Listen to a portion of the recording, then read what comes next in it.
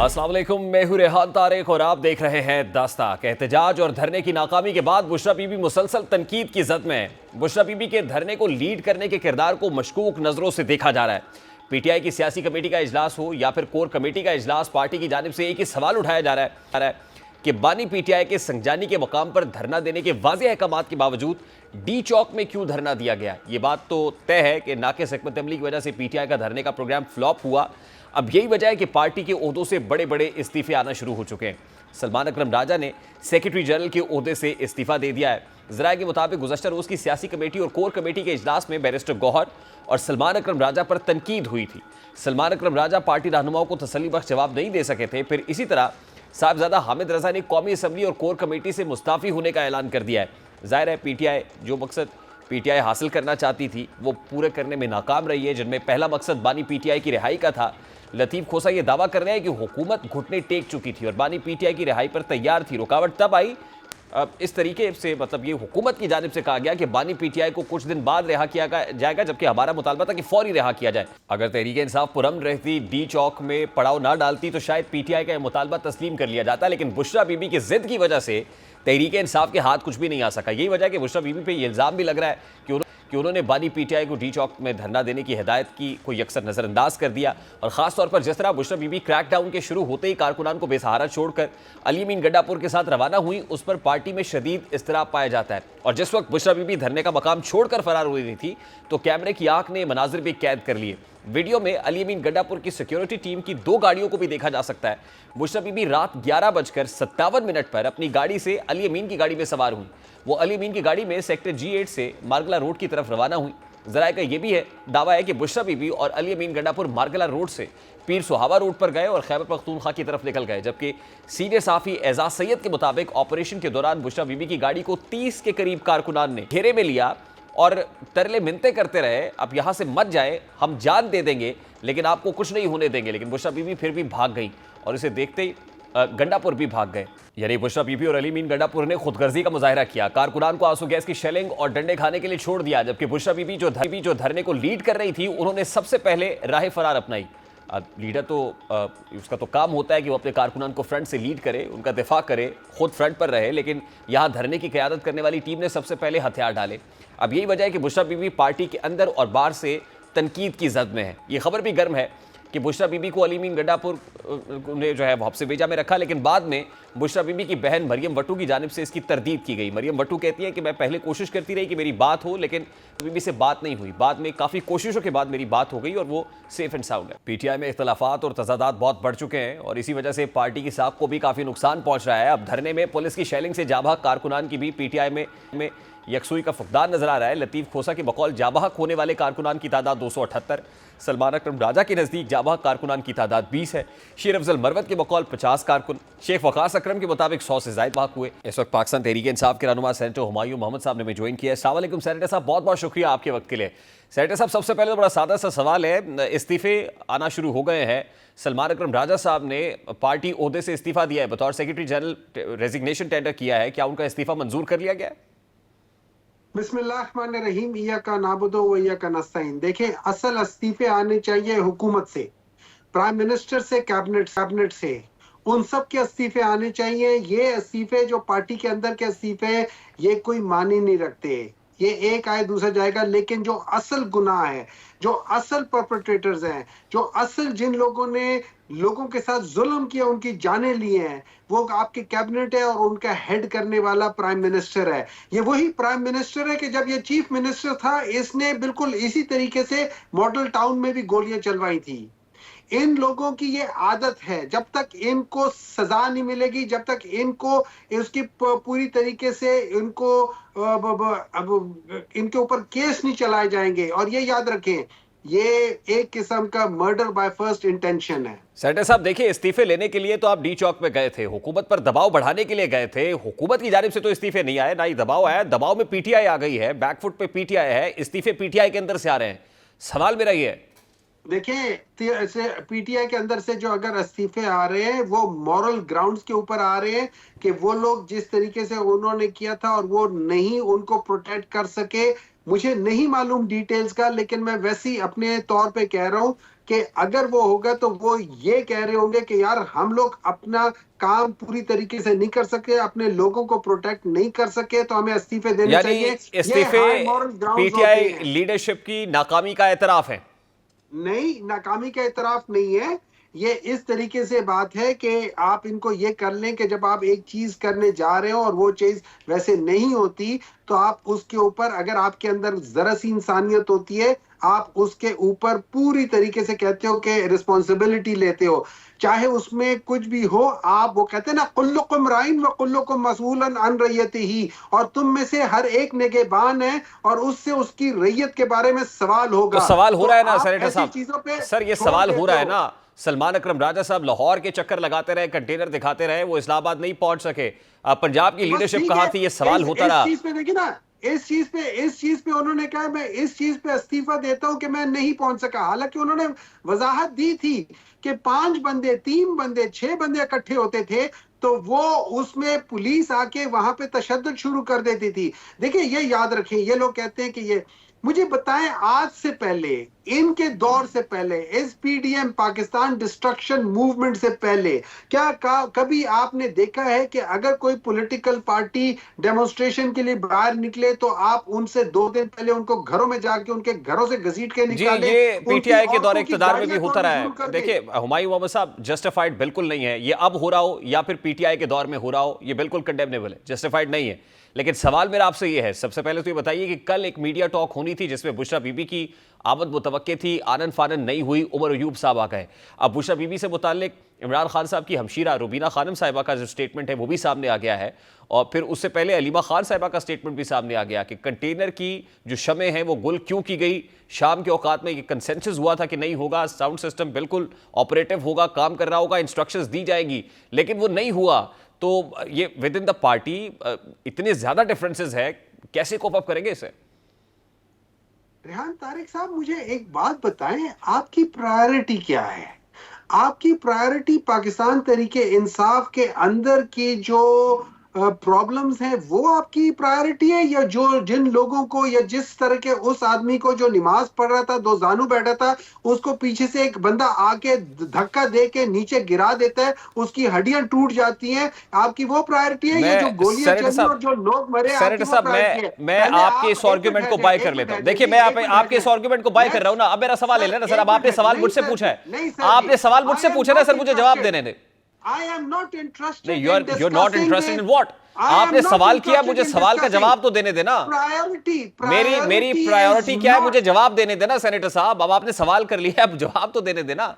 आपने पूछा, देखिए वो जो शख्स कंटेनर से गिरा वो कौन था, उसका एक स्टेटमेंट भी आ गया है। आपने कहा कैजुअलिटीज हुई, गोलियां लगी। मेरा सादा सा सवाल यह है सर कि कितने लोग ऐसे हैं जो पीटीआई के कारकुन थे, जाँ भाग हुए हैं, शहीद हैं, हम आपसे इजहार ताजियत करेंगे, आप नंबर ले आए सर, आप उन लोगों की शनाख्त जाहिर करें। हम तो कह रहे हैं कि लेके आए, हुकूमत भी मांग रही है आपसे कि दे तो सही ना, डिटेल्स तो रखे सर कि कौन लोग हैं वो। सर 10 बंदे कंफर्म्ड हैं, उनके नाम भी बताए गए हैं आपको। उनमें से 2, मतलब मैं आपको बता देता हूं, एक एबटाबाद का है, एक मर्दान का है, एक बलूचिस्तान का है, एक डीजी खान का है, एक जो है वो किस मरी का है। अच्छा, एक का नाम मुबीन मलिक है, वो 24 साल का है, उसके वालिद का नाम औरंगजेब है। एक का नाम शहीद सरदार शफीक खान है। और अच्छा, उनके जो लॉयर्स, उनके लॉयर जो थे गुलबाज मुश्ताक साहब, उनके साथ इनिशियली उनकी बॉडी आइडेंटिफाई की गई है। फिर पिम्स वालों ने कहा कि आप इनके लवाकिन को, बाकियों को बुलवाएं। उसके बाद जब वो आए तो बंदा ही गायब, वो बता ही नहीं रहे कि क्या है। यहाँ पे एक नहीं, मैं आपको वो 10 नाम ये बता इतना रहा हूं, इंपॉर्टेंट मैटर है सर, 10 नाम बता रहा हूं सर, ये इतना इंपॉर्टेंट, 200 नाम नहीं बता रहा हूं। नहीं, मुझे तो देखिए, नाम बताने को, फिगर कोट करने को तो 278 का फिगर भी कोट किया गया, किसी ने 100 से ज्यादा का किया, किसी ने 50 का किया। हमने ये स्टेटमेंट अभी दिखाए हैं सर, जरूरत है समर की है ना। शाकिर अब्बासी साहब ने 28 बंदों के नाम शाकिर अब्बासी साहब ने बताए हैं कि 28 बंदों के पॉलीक्लिनिक में थे, उनमें से अच्छा, 2 अब आपको डिजीज थे और चाहिए ये सर कि बाकियों को कंसेंसस डेवलप गनशॉट करें वुंड्स सर, थी। कंसेंसस डेवलप करे सर, ये डेटा कलेक्ट करे और उसके बाद को सेंट्रलाइज किसी जगह पे को प्रेस दे, को मीडिया टॉक दे और ये सारे नाम जो है वो रिवील कर दे। ये बड़े इंपॉर्टेंट है। लेकिन मुझे एक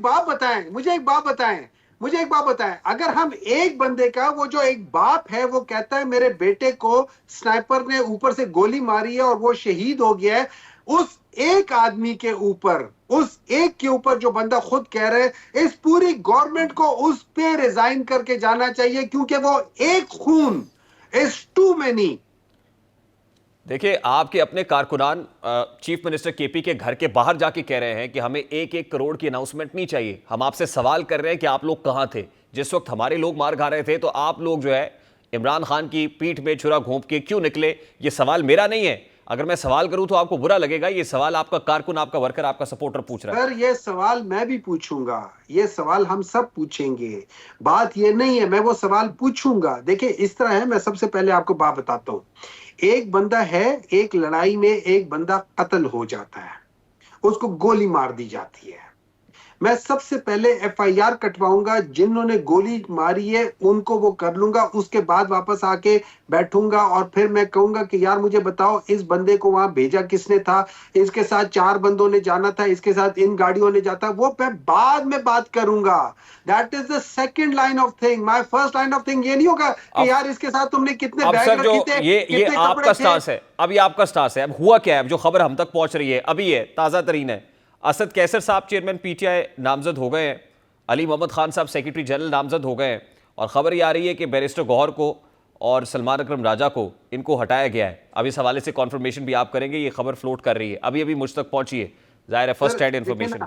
देखिए, इस तरह है, अभी अभी आप तक पहुंची है। मैं पिछले 2 घंटों से टीवी प्रोग्राम में हूं, मुझे नहीं मालूम कि क्या क्या नहीं है, लेकिन दिस इज नॉट तो इम्पोर्टेंट। सर, ये मेजर सर्जरी तो पीटीआई के अंदर हो रही है ना सर? आप अब भी डिनाई करते रहे कि इंपॉर्टेंट नहीं है। इंपॉर्टेंट आपके नजदीक है सर। सर जी, आप लोग तो आप कह रहे हो कि डॉक्टर साहब ये 6 बंदे मारे हैं, आप लोगों ने एक स्पोक्स पर्सन की बजाय दूसरा स्पोक्स पर्सन बदल रहे हैं। वो स्पोक्स पर्सन क्यों बदल रहे हैं? अरे खुदा के बंदे, जिन्होंने गोलियां मारी हैं आप उनका पूछे, उन्होंने तो गोलियां सर, क्यों मारी हैं? सर जाइए उन्होंने ना, सबके एफआईआर का इंदराज कराए सर। उन्होंने सबके सामने आदमी को तीसरे कंटेनर से जो जानुओं को जो बैठा था उसको नीचे धक्का क्यों दिया? आपने उसकी एफआईआर का इंदराज कराया किसी जगह पे?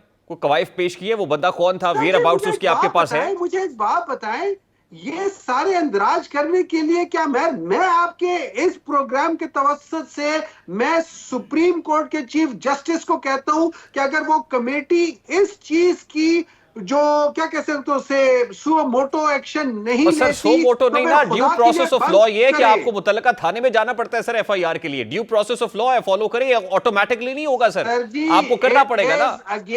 It is against the innocent people of Pakistan and Chief Justice of Pakistan leadership is of equally PTI should stand responsible with them for sir. that. Pakistan Tehreek अरे- इंसाफ की लीडरशिप को उनके साथ खड़ा होना चाहिए सर, सर, मुद्दई हम बनिए। देखें, सर हम अपनी जगह पे करेंगे, लेकिन क्या जब तक मैं जाके केस करूंगा उसके बाद फिर वो केस लगेगा नहीं लगेगा आपको नहीं पता क्या है? मैं पूछना चाह रहा हूं कि वो वहां बैठे हुए वो क्यों नहीं ये कर आपका रहे? फर्ज है कि आप जाएं तो सही sir. Why are you wasting your time? बिल्कुल जा रहे हैं सर, बिल्कुल गए हुए हैं। हम अपने फैक्ट्स एंड फिगर्स देखिए, ये याद रखिए, मैं आपको जो 10 बंदों के नाम बता रहा हूं ना, ये वो 10 बंदों के नाम है जो शाम 6:30-7 बजे तक कंफर्म थे।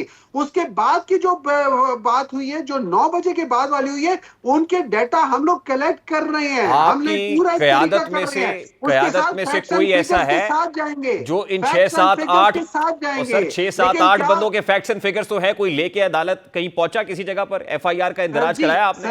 सर जी मेरी बात सुने ना, मेरी बात सुने। मुझे एक बात बताएं, सुप्रीम कोर्ट के चीफ जस्टिस साहब अगर ये देखते, ये याद रखें, ये पब्लिक एट लार्ज की बात है। ये पब्लिक एट लार्ज जो होता है ना, सुओ मोटो के अंदर ये मेन चीज होती है। This is public at large की बात है, ये उनके उसकी बात है। उसमें उन लोगों ने हुमायूं मोहम्मद साहब से राब्ता डिस्कनेक्ट, गुफ्तगू आपने सुनी है। ये स्वीपिंग स्टेटमेंट्स हैं जो पीटीआई के लोग दे रहे हैं, डिफरेंट नंबर्स कोट कर रहे हैं। वो सब्सटेंशियल एविडेंस जिसकी जरूरत है, वो नंबर, वो डेटा जिसकी जरूरत है, और जो उनके कारकुनान सपोर्टर्स भी कह रहे हैं कि हमें 1-1 करोड़ नहीं चाहिए। केपी हुकूमत ने 1 करोड़ का ऐलान तो कर दिया है, यानी लोगों को आप लाएं, उनको बेयारो मददगार छोड़ दें, पीछे से भाग जाए और उसके बाद 1-1 करोड़ अनाउंस कर दें। ये मैं नहीं कह रहा, ये पीटीआई के वर्कर कह रहे हैं, सपोर्टर्स कह रहे हैं जो डी चौक के अंदर मौजूद थे, और इसका कोई जवाब नहीं है पाकिस्तान तहरीक इंसाफ की लीडरशिप के पास। अगर आप वाकई कहते हैं कि ये हुआ और ये कहर ढाया गया, तो आप लेके सबसे पहले तो थाने में जाएं, रिपोर्ट कराएं, एफआईआर का इंदराज कराएं, अदालतें खुली हुई है वहाँ जाएं। ये ऑटोमेटेड नहीं है कि आप खुद कुछ करने को तैयार नहीं है और अल्टीमेटली जो है आप ये कहें कि सिस्टम ही करेगा जो करेगा, तो ऐसा होता नहीं है। अभी एक ब्रेक लेंगे और ब्रेक के बाद जबकि हुकूमत क्या कर रही है, हुकूमत भी पीटीआई के गिर्द घेरा तंग कर रही है, गवर्नर राज लगाने, पीटीआई पर पाबंदी लगाने जैसे स्टेटमेंट सामने आ रहे हैं। इस पर बात करेंगे इस ब्रेक के बाद। हमारे साथ रहिए।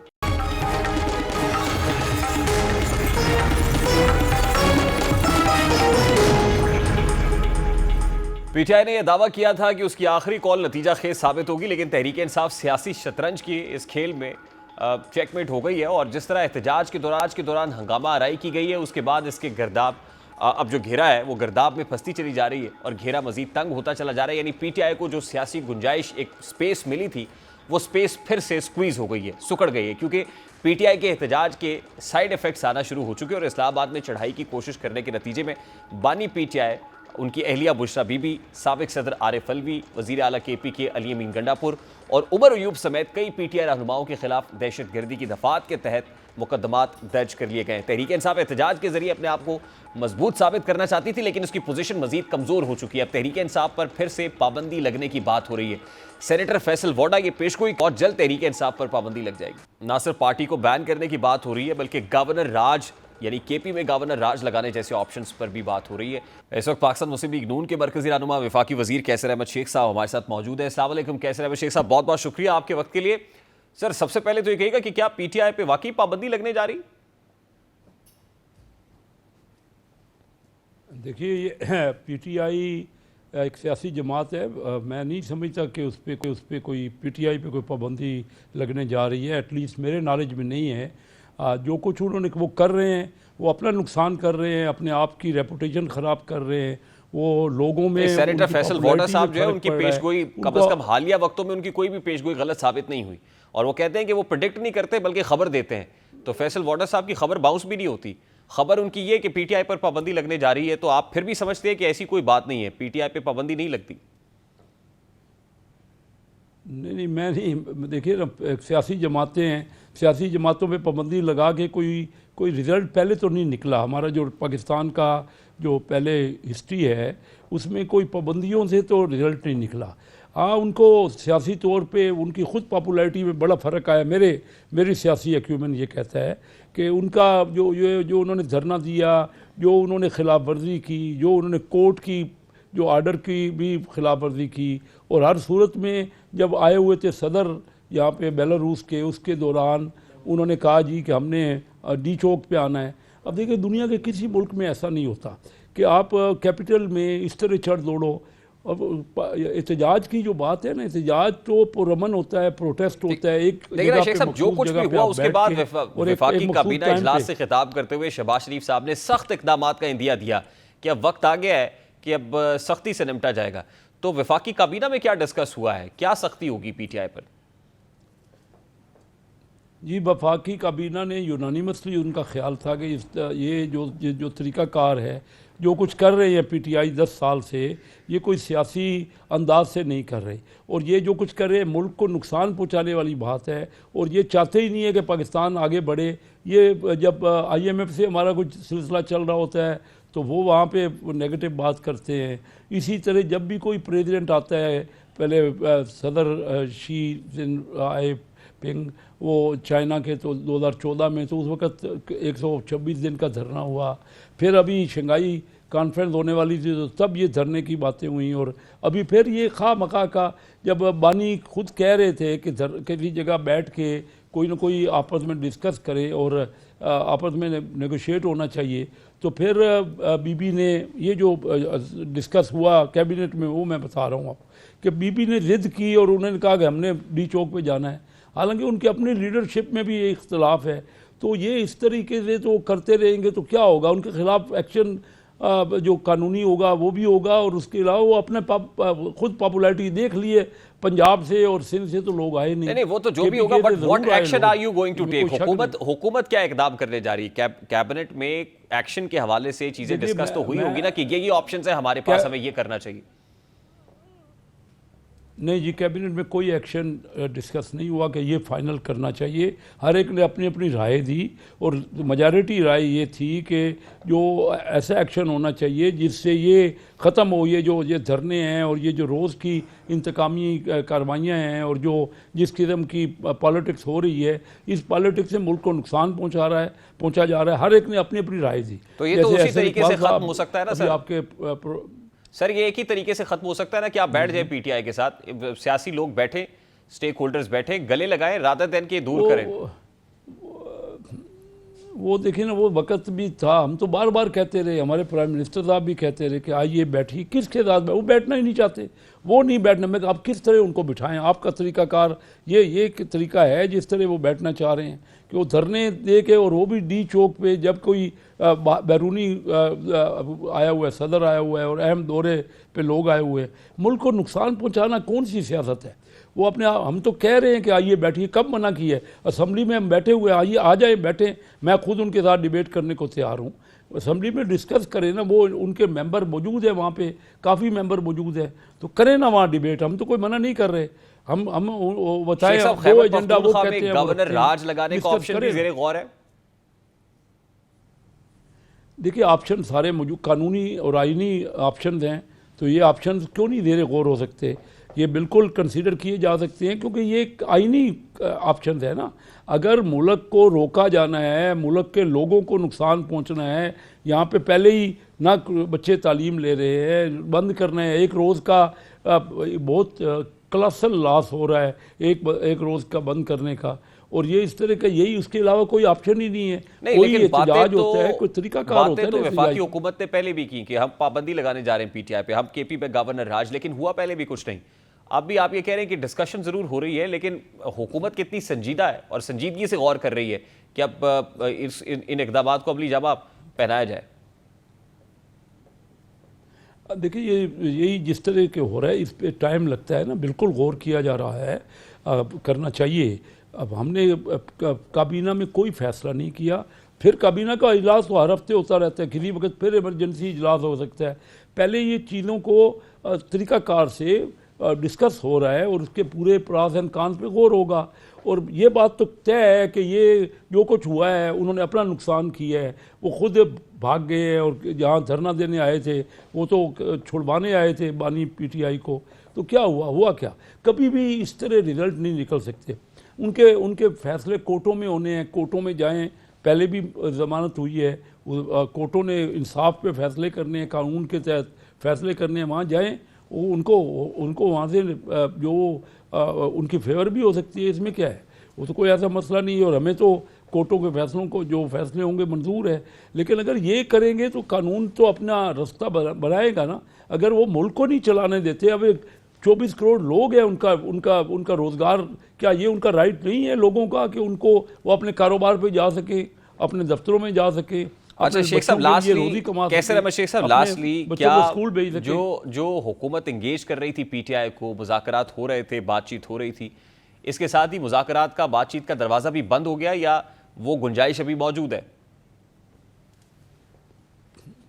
देखिए फौरी तौर पे, वक्ती तौर पे तो वो दरवाज़ा बंद हो गया, लेकिन मैं आपको बताऊं, मेरी जो सियासत मैंने देखी है ना, कभी भी किसी भी जगह वक्ती तौर पे यही पोजीशन है। अगर उनकी तरफ से कोई एमिकेबल आएगा, कोई ऑफ़र होगी या कोई वो इस मूड में होंगे, तो दुनिया में कोई चीज़ भी हरफ आखिर नहीं है। आखिर जंगें होती है, सेकेंड वर्ल्ड वार से बड़ी चीज़ तो कोई नहीं थी ना, फिर भी मुज़ाकरात ही हुए ना, आपस में बैठे टेबल। हमने इंडिया से वार की, क्या हुआ? 1965 के बाद हम मुज़ाकरात के टेबल। इसलिए ये मुज़ाकरात का तो ये सिर्फ फर्जी बातें हैं, कभी भी बंद नहीं हो सकता, हर वक्त बैठा जा सकता है। लेकिन सामने वाले जो भी फरीकैन हैं वो कोई एमिकेबल बात करें, कोई रीजनेबल बात हो। अच्छा अभी जो कुछ हुआ आज वक्ती तौर पे सर, डी चौक में जो कुछ हुआ और जिस अंदाज में हुआ, इंटरनेशनल मीडिया तो बहुत खौफनाक खबरें रिपोर्ट कर रहा है, और इंटरनेशनल मीडिया से जो खबर आ रही है वो बहुत डिस्टर्बिंग है। और ये कहा जा रहा है कि हुकूमत ने जो है बदतरीन जो है वो रियासती मशीनरी का इस्तेमाल किया है, और ये सब कुछ पीटीआई पे हुआ है, जो बहुत बड़ा जुल्म है।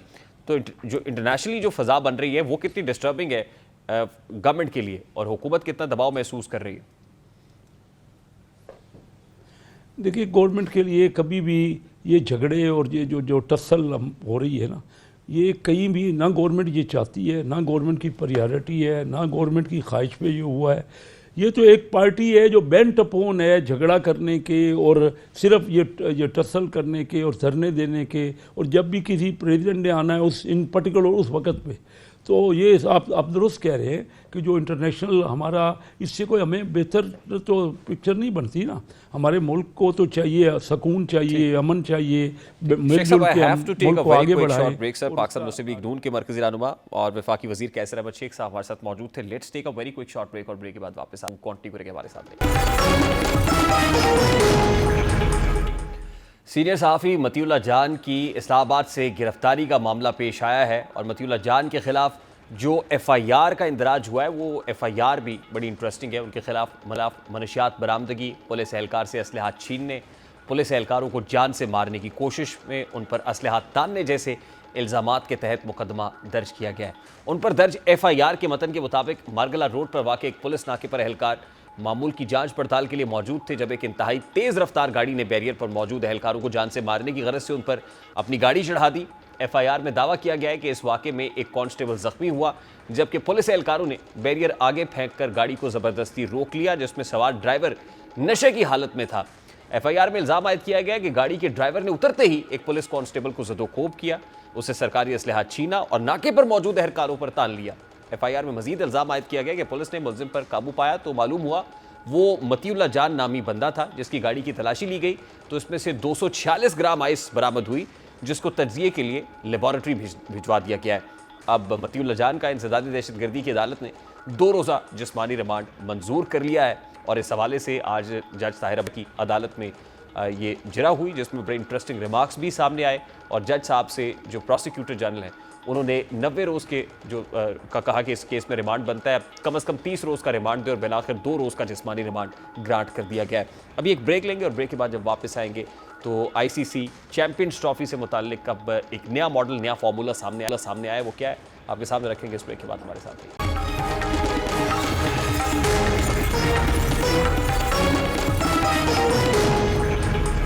ICC ने चैंपियंस ट्रॉफी के इनेकाद को शेड्यूल के मुताबिक यकीनी बनाने के लिए नया फार्मूला तैयार किया और मीडिया रिपोर्ट्स के मुताबिक ICC चैंपियंस ट्रॉफी के लिए हाइब्रिड फार्मूले के तहत टूर्नामेंट के 15 में से 10 मैचेस पाकिस्तान में कराने की पेशकश करने का मंसूबा बनाया गया है, जबकि इवेंट के बकिया मैचेस UAE में कराए जा सकते हैं।